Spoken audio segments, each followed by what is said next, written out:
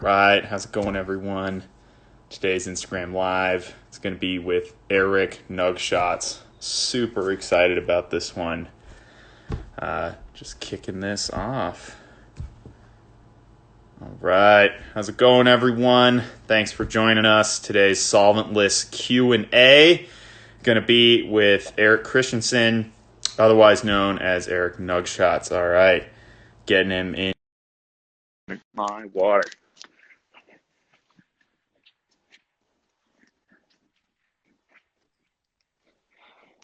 Hey, how's it going? How's it going? Can you hear me okay? Yep. Okay, awesome. I can as well. How's your morning going, man? So far so good. Just watered the plants a little while ago and jumping into this now. Awesome. Thanks for taking some time today. Got some questions lined up. Uh, Before we jump into some stuff, what are you working on right now? Are you shooting anything cool? What's been going on the last week or two? Done a couple livestock shots. Went down to Capricorn Clones. They're down in I think near Salem, Oregon. Uh, and shot some vanilla frosting that they're growing out for Humboldt Seed Company. Nice. Just look insane. That's honestly one of my favorite strains right now. It's just got the terps are just out of control. Like third hit in a bong, you can still taste amazing flavor. Um, Vanilla frosting? yeah, vanilla frosting. Uh, Okay, I must be behind the times. I haven't even heard of that one yet. So is that about to be making waves through the industry, is what you're saying? I mean, I Humboldt Seed Company is one of my really good clients, so I've been seeing it for I think it was like 2 years ago. They found it at the Humboldt Seed Company Mega Pheno Hunt, and I've just been starting to see it a little bit more here and there, and tried it from a couple different farms, and it's amazing. So if you get a chance to try it, highly recommend it.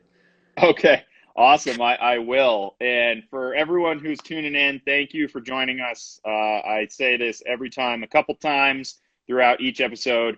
Today we've got Erik Nugshots with us, one of, if not the premier cannabis photographers.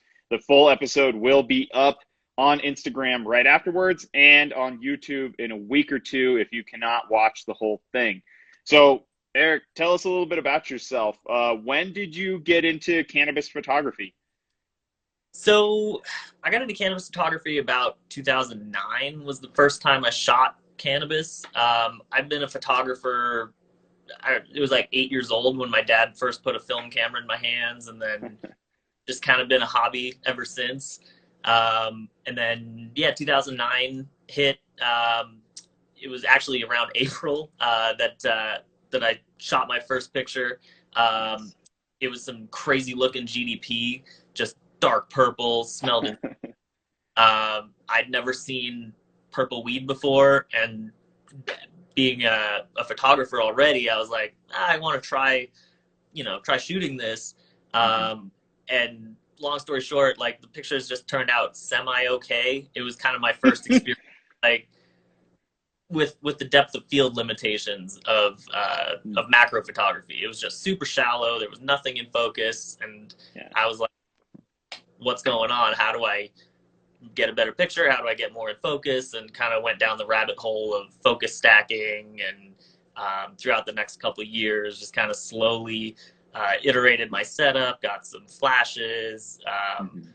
I was originally doing focus stacking with the ring on the camera, Hmm. but then actually, no, it's not right here. But I took apart a laser carriage out of a CD-ROM drive. Basically, the laser just slides back and forth on these little rails, and I attached a clip to that, and I would move the nug back and forth manually to focus stack. Basically, Wow. you can't get too close with that because it's like you're doing it manual, and you're gonna miss steps if you're like shooting trichomes. But I was just shooting like nugs at that point, and it worked out. But kind of gives you a better appreciation for the motor control and the stack shot and Mm. all the automated stuff I have now. No, wow. It sounds like you started off with some pretty humble beginnings when did your photography really like become your career? Because now, you travel all across the country, work with all these grows. When did things like really start picking up momentum in your world? So I'd say the momentum really picked up probably around 2013 or so. That was when I Mhm. started working. The author of Green, A Field Guide to Marijuana, reached out Mhm. to me. He had seen my pictures, and then we collaborated on making that book happen. And Mhm. then pretty much past that, the momentum's been really rolling. 2015, I quit my day job and went full time into it. Awesome. Didn't work out at first, but living off credit cards for a little bit and pushed through, and now we're here and everything's all good. But it was definitely a struggle there for a bit. So humble beginnings to get your business off the ground, and now I know you've hired assistant, and there's a ton of demand for your services. Where have you been lately? Where have you been shooting? Any cool strains or experiences you've had in the recent past? Well, so the vanilla frosting shoot was my shoot before last. My last Mhm. shoot was actually with Highland Provisions, Mhm. and I've got a little solventless diamond to shoot today. Um, Cool. Excited to see what that's going to look out like. But they've been doing some crazy solventless stuff, so it's really cool to see. And they're right here in Bend, so it's like 15 minutes down the road, and I'm there, which is very unlike it. Most of my shoots are like 6 to 8, maybe more hours away. So 15 minutes is like a dream. Right. Thank goodness, short drive. It sounds like you're a road tripper. Are you in California quite a bit, it sounds like? Yeah. California is a lot. That's honestly, I'm from San Diego. Nice. I started to pick up in the industry. I was always driving up to the Bay Area, up into Oregon, sometimes Washington, and that was kind of what necessitated the move to Bend. It's kind of like a central home base now, pretty equidistant to wherever I need to go, whether it's Washington, Canada sometimes, although not now with COVID. Yeah. Uh, NorCal, Arizona. It's pretty central, and San Diego is a wasteland for legal cannabis industry. There's not much going on there. Oh, damn. Yeah. Well, that's too bad. San Diego, great city. Otherwise, sounds like the municipalities aren't into it. And I'm going to give this disclaimer to you. Obviously, share as much or as little as you want when some of these hot takes come up. But with your equipment, people are already asking, what kind of camera do you use? What's your favorite lens? What are you willing to share, kind of about your setup, or at least what you like to accomplish the crazy photos that you get? Yeah. So, what camera do you use is like the number one question I get, and I like to say it doesn't matter. Hmm.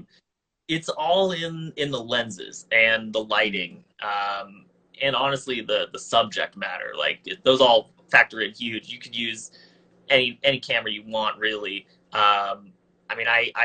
Used to use a crop sensor, 18 megapixel. It was a Canon 7D, and Mhm. it worked. It did the job.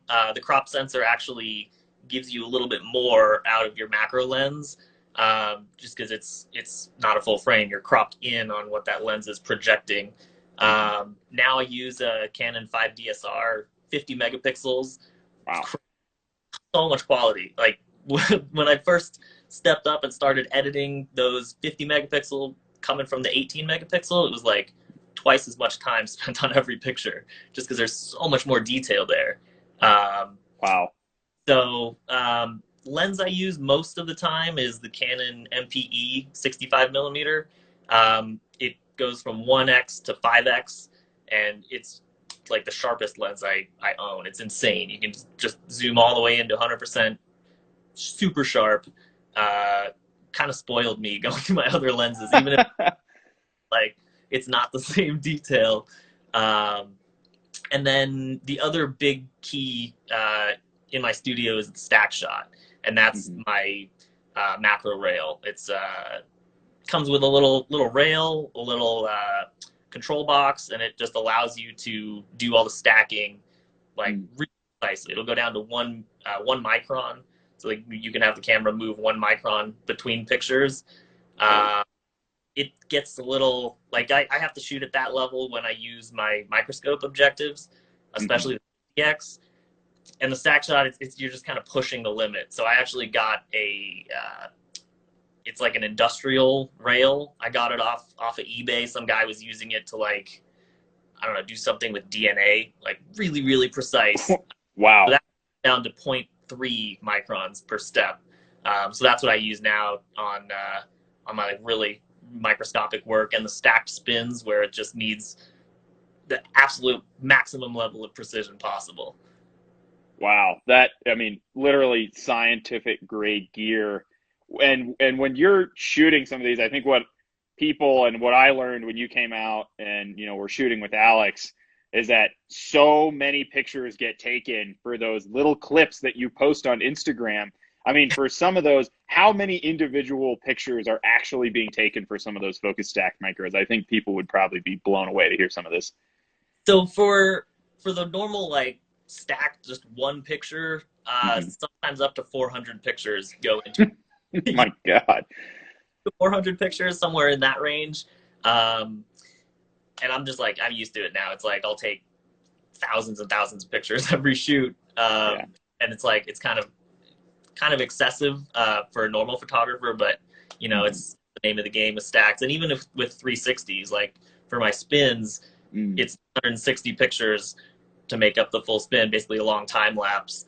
And then the most recent stuff I've been doing, the stacked spins, those are sometimes up to 12,000, 15,000 pictures, because 15,000 pictures for a stack spin. Holy shit! You're basically doing a stack, and you can't do like 400 in the stacks with the stack spin because it's going to take too long and the plant's going to wilt. So I try and get like 60 to 80 pictures in the stack, and then you rotate it, doing 60 to 80 pictures at every point. And after 200 of those, whatever, you're left with a ton of pictures. But then you're also running into other issues, like it's shooting for 10 hours. So you have to keep the plant pristine and not wilting, because, like, it's drying out. I mean, it's like 30% humidity in our garage here. Being in a really dry. So that's another surface area. He's another photographer. He's right on the coast. Oh, sorry, cut out. Yeah, no, sorry. Someone tried to call me, so I had to turn that down. Sorry, please continue. No worries. So I was hanging out with Surface Area, another macro photographer, and he's right on the coast. And we were going back and forth. That he had a sample set up, and I was like, how long does it stay like that? And he's like, oh, I can shoot it for like a week.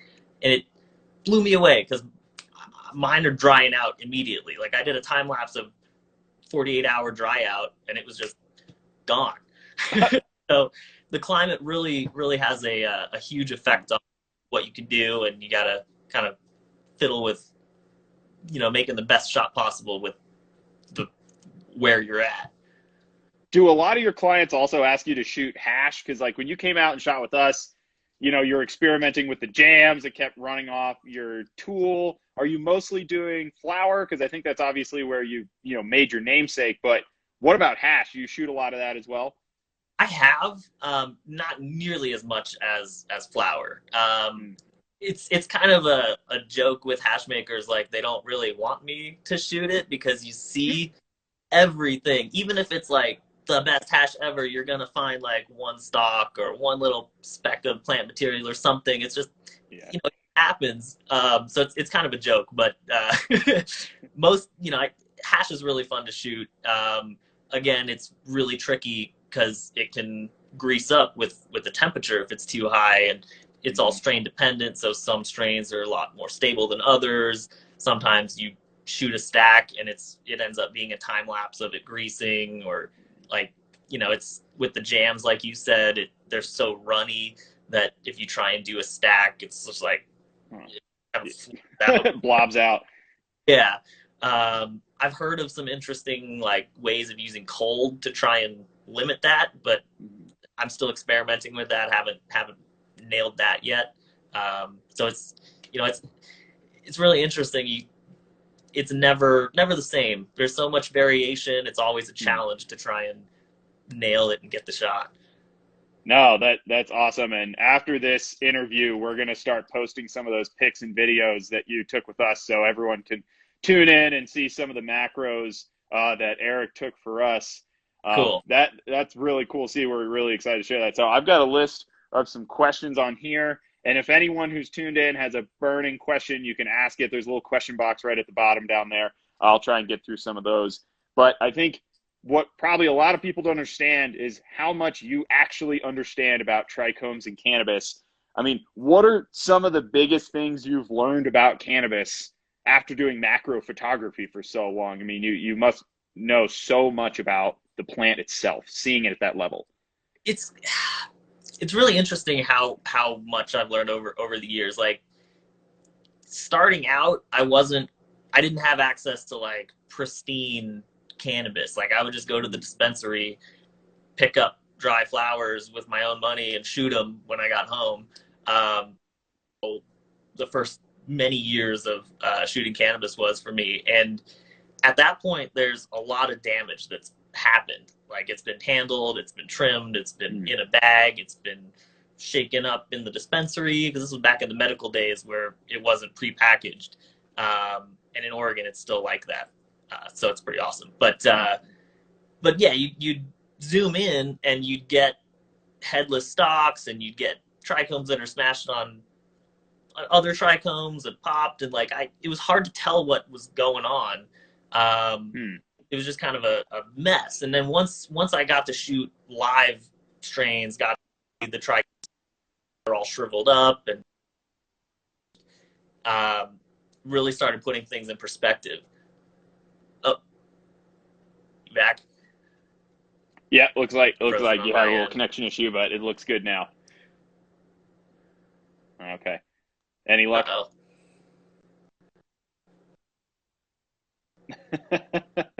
Looks like we're having some technical difficulties here. How's your Wi-Fi doing? Are you at a good connection point? Yeah, let me... If you want, you could also potentially... Okay, yeah, I can hear you okay now. I'm just going to turn off the Wi-Fi on my computer. It shouldn't be doing anything, but that should be better. Okay. All right. Where did that get cut off? I think you were just talking about how when you really got into the macro photography of those original buds you were shooting, it's kind of like a debris field. There's a lot of damage, and that's, I think, where things cut off.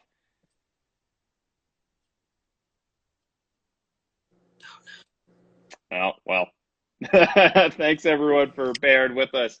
It might be Instagram here. I'm not sure. How you doing on your end? Hey, it seems like it's back now. It was cut. Okay. Yeah, let's try this one more time. Can you hear me okay? Yeah, I can hear you now. Okay, you're looking good. Let's give this another shot. Yeah, I guess continue with your explanation about, those kind of the buds you were seeing that were damaged and what you learned from that. So it was hard to tell what was going on with what I was seeing. Once I finally got to see the live stuff, you could clearly see where things were supposed to be, and it put what I was seeing on the dry stuff in perspective. So you like stringers, Schwale, another macro photographer, coined that. When you'd see like a popped head and like strings of resin coming across, and Schwale was really one of the first people that I was bouncing ideas off of, and like, here's a picture I got of this. What do you think's going on? And kind of enough of back and forth of that with Schwale and other photographers, and more pictures added to the library. It kind of started to put things into perspective. And now, like, I've seen so much, it's really interesting to compare the traits of different strains, of different growing techniques. It's crazy. There's so much diversity out there, and like, there's long trichomes, there's thick trichomes. I've seen like candy cane, like spiraling trichome stalks. Like, the colors are different. You got purples coming up from the bottom, purples in the heads. I just saw on my post the other day, I was going to ask about that. Purples in the middle of the stalk, just like little splotches, and that's the first time I'd ever seen that. I've seen heads that are shaped like beans. They're like not round. They're like elongated down the sides. There's double-headed, double stalked, triple headed, triple stalked trichomes. Like, I personally haven't seen a triple headed, triple stalked trichome, but I've seen pictures, and it's on my I gotta find one now. The doubles took a while to find, but once I found my first one, you kind of start seeing them everywhere. So, you know, who knows what we're going to find next, but it's super interesting to kind of explore and just see what's out there. Yeah, no, that's really cool. So in your most recent post, and I've got a bunch of trichome questions for you because I've been following your work for a long time. What did you discover with that rare purple strain? And let's talk a little bit more about the anthocyanins. You said you picked up some granddaddy perps way long time ago, and it was purple. It blew your mind. What Yep. did you see with that rare strain, and why was that purple unique in your most recent post? So it's the cells in the trichome head itself that were turning purple. So you get that like little pink polka dotted look in the heads, and that's what is super rare. I'd only seen it on a couple of other strains. There's only 4 that I can think of: purple Pakistani Chitral by Green Bodhi, Oregon Diesel, Blood Drive, and I think there's one other one. Oh yeah, and Star Pupil. So it's something that I'd seen. Schwale is actually the first one that I'd seen it on his Instagram. Cool. And I was like, I gotta find this. It's just a super rare thing. It's almost like I need to shoot more to know for sure, but it could be the same cells that are turning amber at the end of the growing process. Like when everybody's like, oh, you gotta have amber trichomes. It's not actually the head itself that's turning amber. It's those cells in the base of the head. And then it's because the cell or the trichome head is just a giant basically magnifying glass, that those amber cells in the base, when you look at it from the top down, it just looks like the whole head is yellow or amber. Yeah, so okay, so this is it's awesome that you're answering that, because that was going to be another one of my questions, is that as to dispel the myth and to educate everyone who's tuned in, correct me if I'm wrong here, but after seeing your work and reading your posts, the trichomes themselves do not actually turn amber. It's the cells at the bottom of the head of the stalk that change color, and then the light refracts through them, changing it from clear to opaque to amber. Is that what you're saying? That's basically what, and I don't want to say like that's for sure what's going on, because you know, the more pictures we take, the more we learn. But from what I've seen with my pictures at the times that I've shot those particular strains, that's what I'm observing. And the same, the cloudy aspect is another one that I'm not exactly sure what's going on. It could be those cells in the bottom are changing in some way that refracts through the head and makes it look cloudy. It could actually be turning cloudy on some of the heads. When you look at them up close, you can see little like soap bubbles. Like, I don't know what those are, but they look really like inside the trichome itself, you're saying, like little air pockets or resin pockets? It looks more like it's on the outer surface of the head. I don't know a better way to describe it than like that's just like some are big, some are small. It's like kind of just interspersed like all the way around the base of the head. Not those cells. Like, it's clearly in the head itself. But it's there. And I don't know when it shows up or if it's like a strain dependent thing. But it looks super cool. Yeah, well, and speaking of Schwale, is that how you pronounce his handle? Pretty sure. Okay, yeah. Ryan and I were wondering on Monday when I did the Instagram Live with him. You know, he's put out some photography about the weak neck trichomes, and, you know, he's done some work trying to figure out solventless friendly trichomes, kind of like some of the work we were doing with you. Have you had any of your other clients trying to dig into that, or are there any other characteristics that people who are tuning in should try and look for in a plant when they are trying to wash it or process it solventlessly? That I don't know. I think it's still a little early on. And I got to say, I love the work Schwale's doing with pinpointing those traits and shooting them, because it's hard to get those too. Like you got to find the exact right angle so you can see that kind of separation from the head. And I've definitely seen that on other strains I've shot. I wouldn't say it's something that's super common. Yeah. But yeah, it's really interesting to for stuff like that. Other people notice it in the community, and then like, you know, other photographers start looking for it and start seeing stuff. It's really cool, like that there's so many photographers out there now doing this thing and exploring, and especially with like Sandy Seeds is another one. I don't know if you follow him. He does some insane work with microscope objectives, and he's doing some like UV macros now where like stuff inside the trichome head is glowing. It's crazy. Whoa. Yeah, so I want to pick up a UV flashlight or figure out some way to do that, and explore that, because that's something I've never explored. Just super fascinating stuff. So who are some other photographers in the space that, you know, you've been inspired by, or that you would recommend people follow? You know, we're all about, you know, giving credit to other people in the industry and, you know, making the industry a better place. Like who's inspired you, and who should people follow? I know I'm going to forget some people. I wish I had a list. That's okay.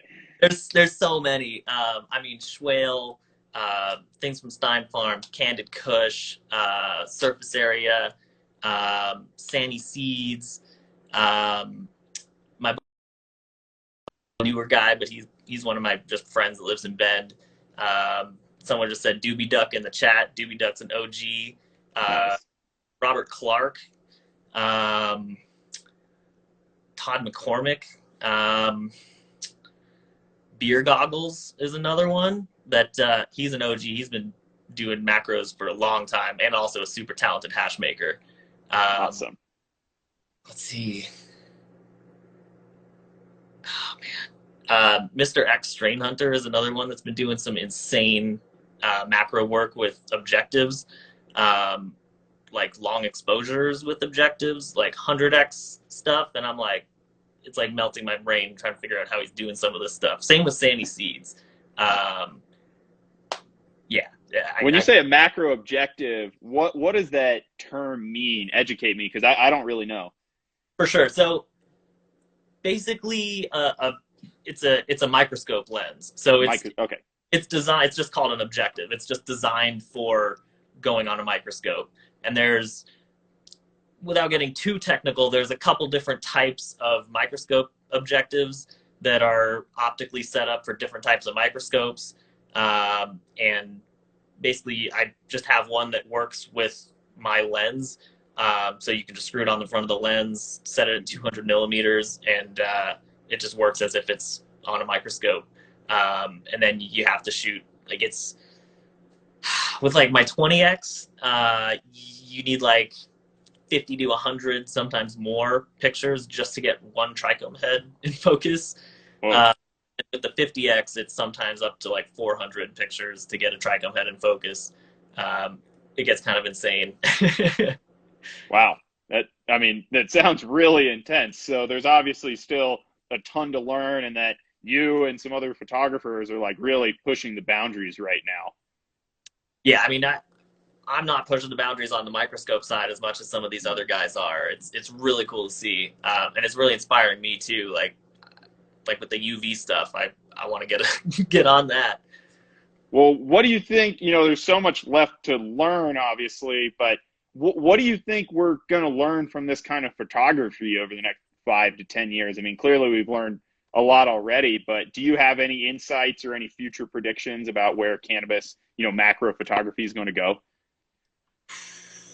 That's a tough one. I don't know. I mean, the first thing that's popping into my head is like what Schwale's doing with looking at the heads that are more likely to break off in a solventless sense.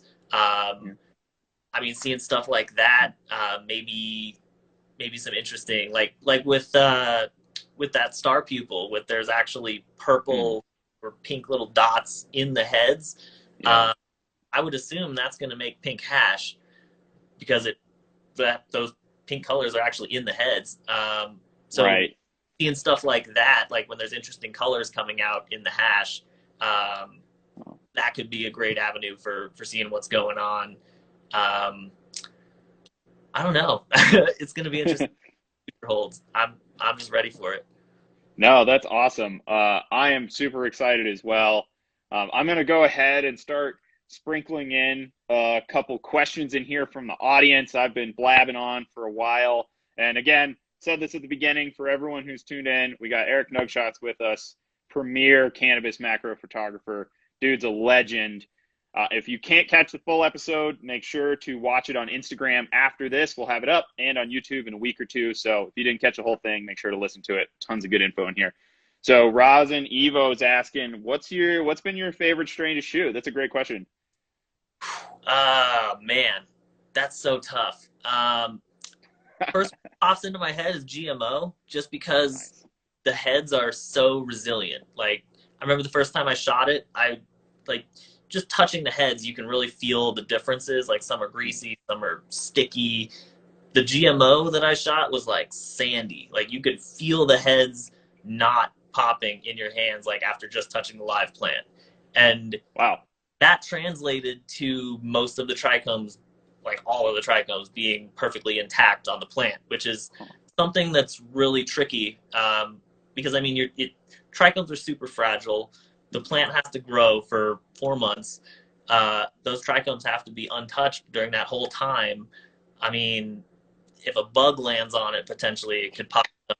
So yeah, the really resilient trichome heads just makes the photography a lot easier on my end.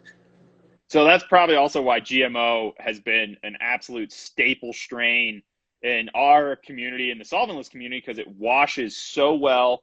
And yep, it's probably because of that trichome resiliency. They're not breaking down. And you had a video, it was a while ago, where you were poking trichomes, I remember, with a pen, and they just explode. Can you tell us a little bit about that video, and I'll keep rolling on some questions? Yeah, for sure. So that one, that was actually a T-pin, and it looks really sharp when you're holding it in your hand. Yeah. Get it into the frame, it just looks like a blunt stick or something. Like, it's not sharp anymore. But yeah, just touching the trichome head with that piece of metal just made it pop like a water balloon. Like, poking it with a pin, it's gone. Couple other interesting things that I noticed when doing that was, once you have resin on the front of that pin, it doesn't pop heads anymore. That resin protects it. It didn't pop as easily. I mean, you could still get it to pop, but it kind of just, it was a lot more resilient. You could also push, I pushed heads into each other, and the heads didn't pop. They just kind of bumped up against each other, squished a little bit, and came back apart. It was fine. Thought that was super fascinating, which probably explains why the plants can survive wind outdoors and still be able to be shot, really, really pristinely at the end of the season. So those are probably the two key takeaways from that. But yeah, they're super, super fragile if they're not touching each other.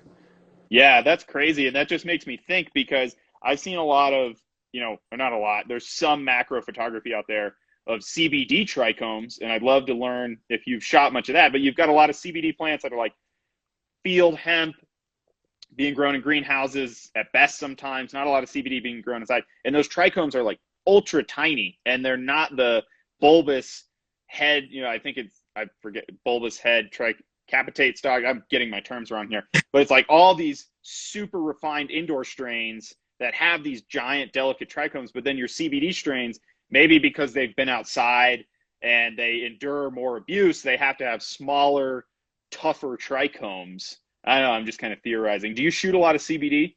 I haven't, honestly. I've shot a little bit of hemp, but it wasn't super macro. So that's something I definitely want to explore more. I actually read years ago that CBD shows up more amber in trichome. I don't know if that's true or not, but that was one of the things that I read that kind of piqued my interest about shooting hemp or CBD dominant strains. Hmm. I shot a couple that were dry that kind of looked like that was true, but Hmm. that was a long time ago, and it could have just been taken really long or sat there oxidizing for a while. Like who knows what actually made them amber. But yeah, that's definitely something I want to explore in the future. Yeah, we, are really learning a lot about CBD heavy strains.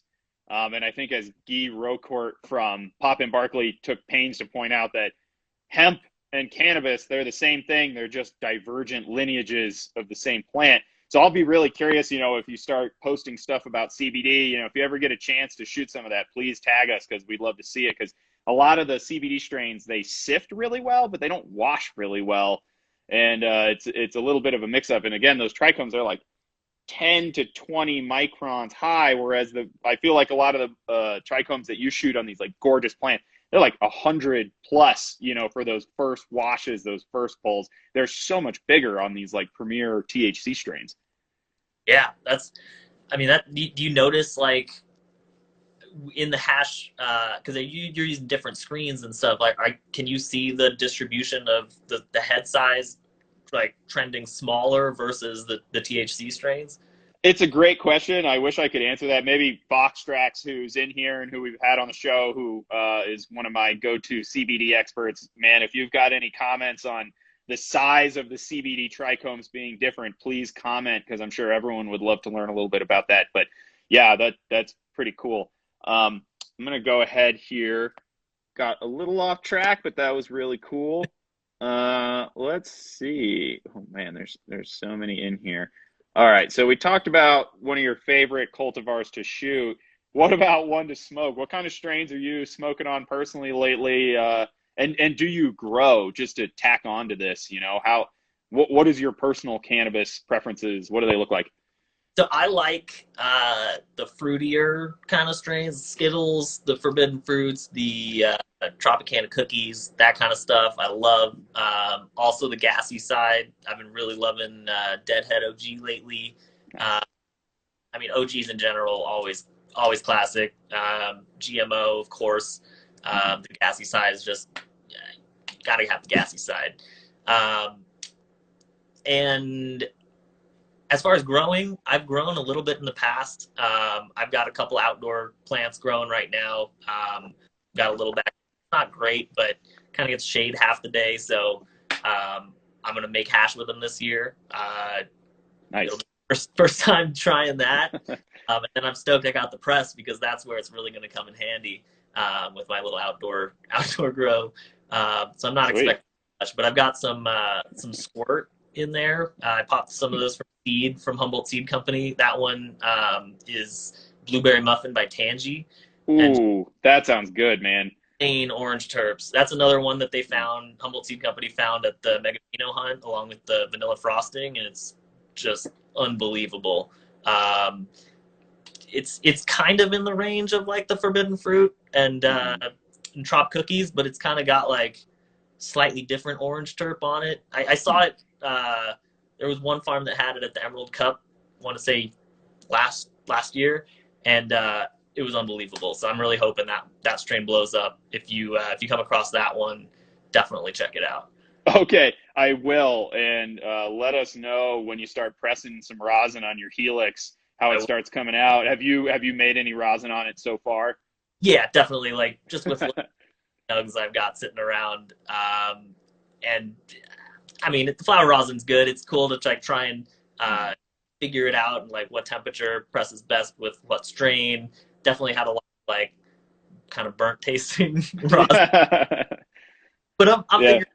I'm really excited to get the hash in there. Although I'm not expecting too much because it'll be my first time, but hopefully it comes out half decent. Maybe I can find somebody with a freeze dryer that let me freeze dry my stuff, but we'll see. Yeah. I bet there's a lot of people who are tuned in that would love to help you out. So that's cool. Can't wait to check out some of what you can post there. I'm going to try and get through a couple more of these because I don't want to leave too many out there. Here's one that I think we can answer pretty easily. Have you tried to take photos of a press in progress? I have seen it personally. It's on your Yeah. feed, or was it somewhere else? Where have I seen it? Yeah, it's on. Pretty sure it's one of the early posts on the Erik Nugshots feed. Okay. And funny story with that, Rosin Evolution, who was the first question. Yeah. He was one of the early guys that got me into solventless, and he was. Cool. I did that the first press video, where it was actually a time lapse. Um, but we basically set up this giant rosin press in my living room in San Diego, and it was there for like a week. My girlfriend at the time, my fiance now, she was not happy, and she was actually giving me another day. But the pictures came out insane. It was the first time that I had tried like a little like it so press and then like move the other side. I'm back. I'm sorry. The owners were calling me, but they get declined because we're busy right now. So anyway, please continue. Yeah, so basically it started on one side of the press and then would move to the other side by the time the press ended. And it was really we did it so many times to try and get the waterfall coming out like right in the middle, and finally nailed it, and it just looked insane. It's one of my favorite shots I've done. But now it would be really cool to try it again because I've got 4K video now, whereas back then it was just stills and it was just taking flash pictures all the way through, and you're missing a lot of that. You can't slow it down. It's just happening really fast because it's a timeline. I'd love to try that stuff again with video. Yeah, well, we'll have to figure something out and have you out again because, there's so much that's going on with hash and rosin right now. It seems like flowers are maybe a little easier, a little more consistent to shoot, whereas like you were saying earlier with hash, consistencies are changing more quickly than the plants. And when you're pressing it, it's like it's moving. I mean, I'm not a photographer, but that sounds really difficult. Yeah, yeah. Yeah, the line is definitely a lot easier to shoot, but it's also where my experience lies. Like there's a lot of these guys out there that focus on shooting concentrates, and they do it a lot better than me. And I hope to get to their level at some point, but it's just a matter of trial and error and figuring out the techniques that work best to limit that greasing or whatever's going on. Like the jam is one that I got to figure out how to shoot that better. And what if you had like a bowl? If you had like a shallow dish that was semi-translucent, I wonder if it would have the right surface tension to sit there. Because in the photo that you took on the flat piece, it's almost like a bubble. I don't know. I'm just throw ideas at you. I don't know if they'll work or not. What I was going for, like on that picture you're talking about, it's like the end of a dabber, and I kind of got the surface tension to keep it in a little bubble on the end of the dabber. But it's like, it's not a very interesting picture. It's just like a dome, and you can kind of see some of the crystals in there. But I like the one like the Tropicana one we did, where it's kind of like a little bubble sitting on top of there. You can kind of see into some of those crevices, and where it's like really juicy. Those ones I like a lot more. No, that's cool. And just for everyone, again, Erik took some really great shots with us. We need to get some of those out. Super excited. I'll share those soon. We got tons of good ones. Okay, let's see. Man, some of these are really long questions. Cool. How do you feel about this? This is a little off the hash cannabis topic. Do you have any lighting that you like? I know, and for everyone who is tuning in a little late, watch the whole episode. Erik gave a great explanation on equipment. But what about lighting? Just to change topics real quick. Yeah, so biggest, well, there's a couple things I can say on lighting.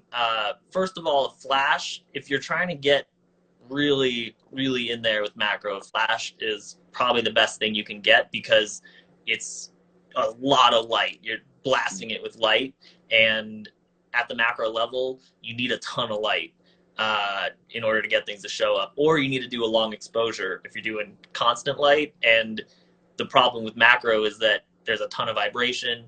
Any little movement can cause the camera to vibrate. Even if you got an SLR, even the mirror just moving out of the way to start the picture can throw everything off. So I'm really excited to get a mirrorless at some point to get rid of that. But the other side of lighting is diffusion. And that's probably the biggest tip that I can give is diffuse your light, whether that's through a softbox or honestly just putting a piece of paper in front of your flash. Basically, you want to picture it as like a sunny day versus a cloudy day. On a sunny day, you're going to have super harsh, like a defined line where your shadows are, whereas on a cloudy day, all the shadows are soft, the sun is diffused through the cloud. You just get a much nicer lit scene. So I'd say diffusion is probably the best. If you can use a flash, that's another super key tip. Okay, no, that's great, and that reminds me because when I was a groomsman at a friend's wedding a long time ago, it was completely cloudy, and I asked the photographer, I was like, how hard are these pictures going to be to take? He's like, no, this is literally perfect. I like a cloudy day to shoot. So the diffusion is key for everyone who's tuned in here. That is awesome. And then let's see, we've already got there's some funny ones in here that I'm gonna skip. Okay, cool. All right, let's try this. I think you pretty much already answered this, but just for everyone who's tuning in late, just to go over how many photo stacks when you're making an image when you zoom in like you see on IG, because I think that's kind of what really when I saw that first one where there's the thing and you're zooming in on it on the plant, like that's when I kind of had this holy shit moment following you. How many stacks did those take? Did you say 15 to 20? Are you talking the hyper zoom where it's like zooms all the way into the trichomes at the top? Yeah. So that one's not actually stacks. There's no stacks in that. And you can kind of get away with it because it's moving. So there's always something new coming in and out of focus. So the super shallow depth of field isn't as important.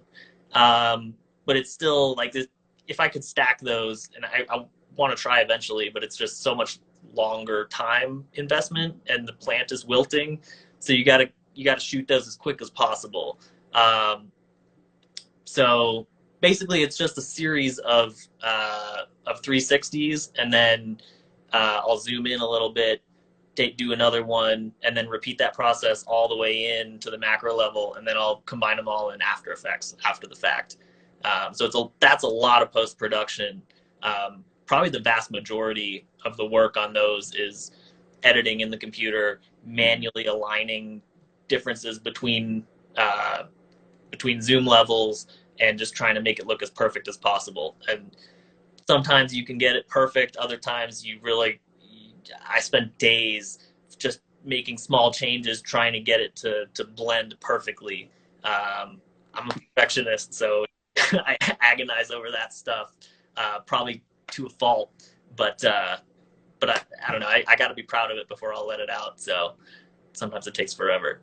Yeah, that's crazy. And, so many of the hash makers that we've had on the show, and it's great to mix it up with you, a photographer, that they are obsessed with their craft. So how much time would you say is shooting versus post? Is it 50-50, mostly post? I mean, how does that time split work when you go do a shoot with somebody? I would say, so on the normal stuff, like the stuff that I normally shoot, like the 360 live stocks and like the standard one-shot macro, well, you shoot 400 pictures, you end up with one shot. Right. Or I'd say there's more time shooting, maybe, actually it's maybe 50-50. There's just a lot of time waiting for stuff to render. So it's like, I just let it go and my computer is working, but I'm not necessarily working on it. So it's probably for those. On the hyper zooms, it's probably, I mean, I'm getting better at them, but it's still a lot more editing time. The first one took me 6 months to edit. Holy shit.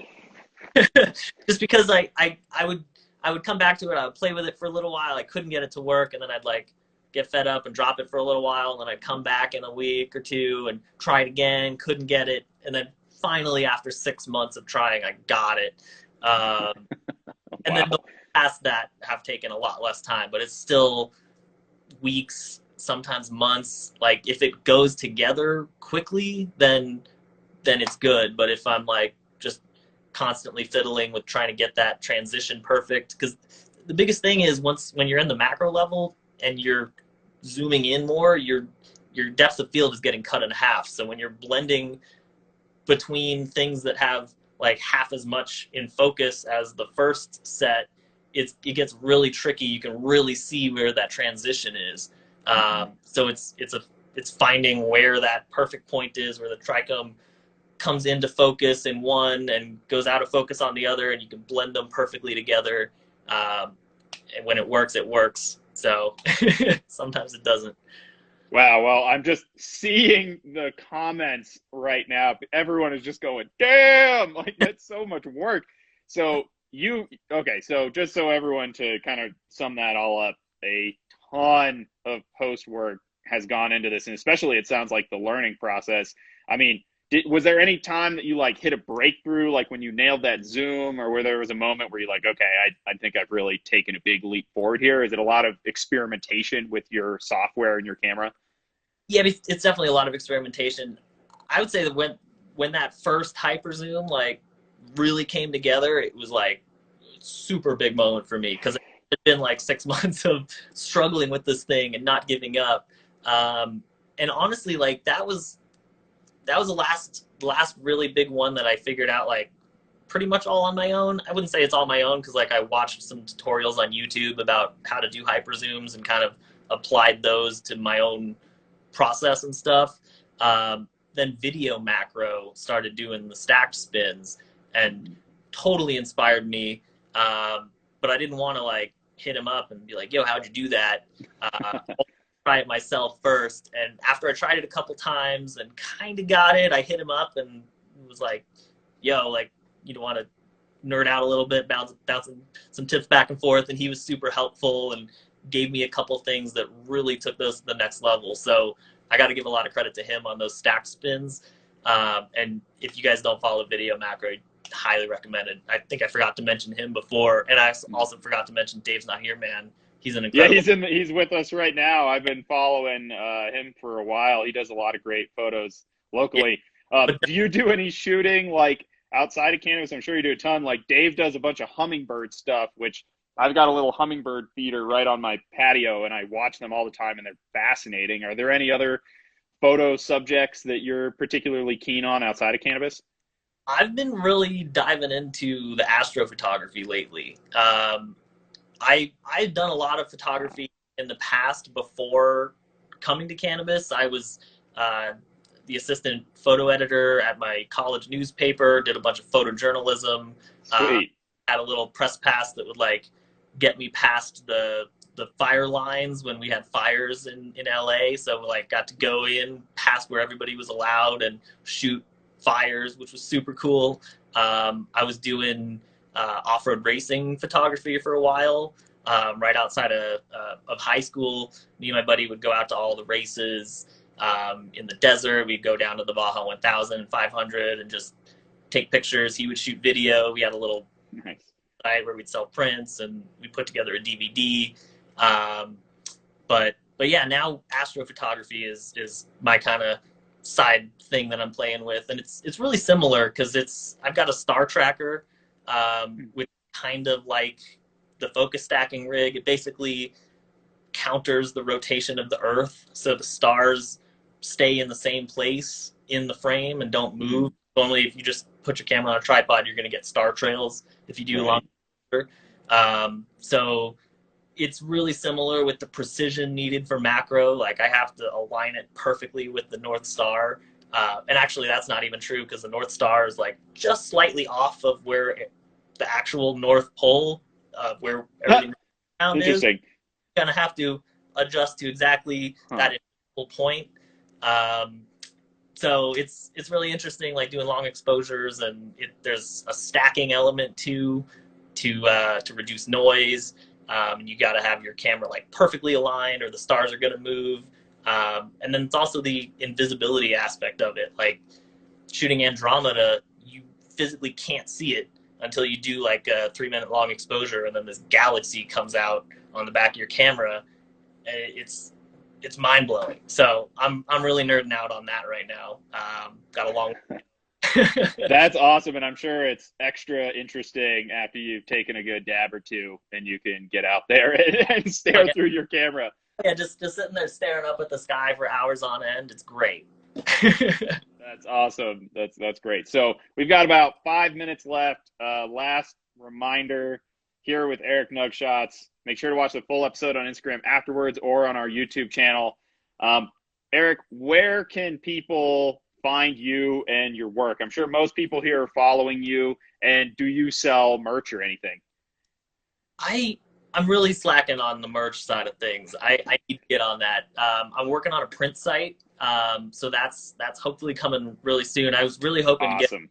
before this podcast so I could drop that, but it's coming soon. I'll announce that when it's up. But pretty much just Instagram right now is the place. If people want to DM me, I try and get back to everybody. Sometimes it's really hard, so if I don't get back to you, try again.